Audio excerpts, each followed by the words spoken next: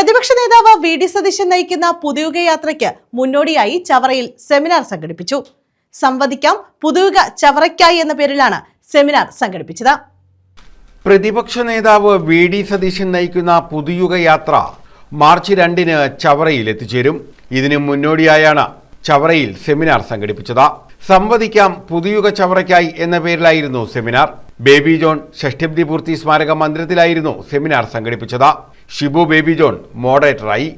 അടുത്ത 5 വർഷക്കാലമല്ല, ഭാവിയിൽ കേരളത്തിൽ വരാൻ പോകുന്ന മാറ്റവും അതിന് ഈ 5 വർഷക്കാലം എന്ത് ചെയ്യാൻ പോകുന്നു എന്നുള്ള നിർദ്ദേശങ്ങളോട് വെച്ചുകൊണ്ട് എല്ലാ ദിവസവും രാവിലെ ഓരോ പ്രദേശത്തിന്റെ വിഷയങ്ങൾ ചർച്ച ചെയ്ത് അത് രേഖപ്പെടുത്തി അങ്ങനെ മുന്നോട്ട് പോകുന്നത്.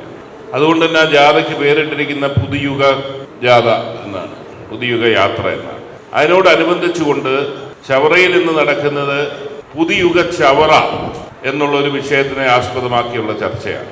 ആ പുതുയുഗ ചവറയിൽ എന്തൊക്കെ മാറ്റങ്ങളാണ് വേണ്ടത്? നമ്മുടെ സാമൂഹ്യ പശ്ചാത്തലം അതിവേഗം മാറുകയാണ്. നിങ്ങൾ 2001-ൽ ഈ നാട്ടിലെ ജനപ്രതിനിധിയാകാൻ എനിക്ക് അവസരം നൽകി.